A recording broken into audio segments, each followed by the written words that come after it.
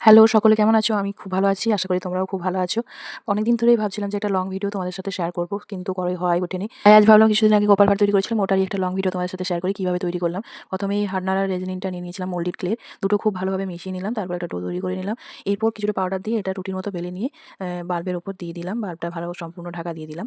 আর এরপরেই আমি গোপাল ভাঁড়ের মুখের পোরশনটা নিজের হাতে দিয়ে শেপ করার চেষ্টা করব, শেপ করে নেব। তারপর আস্তে, আস্তে বডি পার্টসগুলো, আদার্স যে বডি পার্টসগুলো সেগুলো করব। চোখ, কান, নাক এগুলো করার পর হাত, পা এগুলো করে নেব।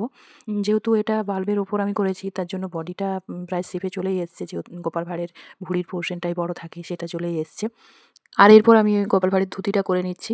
ধুতিটা শেপ করার জন্য আমি একটা স্টিক নিয়েছিলাম। স্টিকটা দিয়ে শেপ করে নেওয়ার চেষ্টা করছি। যেহেতু আমার কাছে টুলস এরকম ছিল না। আর এরপর আমি রং করে নিচ্ছি। রং করার জন্য প্রথমে আমি ইয়েলো কালারটা চুজ করেছিলাম বডি স্কিন কালারের জন্য। তারপর ভাবলাম না, স্কিন কালারের জন্য ইয়েলোর থেকে বোধহয় এই মেরুন কালারটাই বেশি স্যুট করবে। তারপর এই দেখো আস্তে, আস্তে আমি গামছাতে রং করে নিলাম লাল, তারপর জামাতে হলুদ, তারপর ধুতিটাতেও লাল করে নিয়েছি।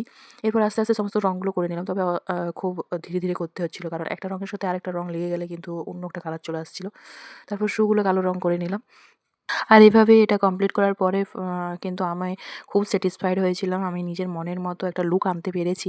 এটা দেখে আমার খুব ভালো লাগছিল। তোমরাই দেখে বলো তোমাদের কেমন লাগছে, জানিও কমেন্ট করে। আর এরকম কিউট গোপাল ভাঁড় কিন্তু তোমরাও অনায়াসেই বানাতে পারো বাড়িতে। আর ভিডিওটা ভালো লেগে থাকলে একটা লাইক করে দিও আর চ্যানেলটা সাবস্ক্রাইব করে দিও।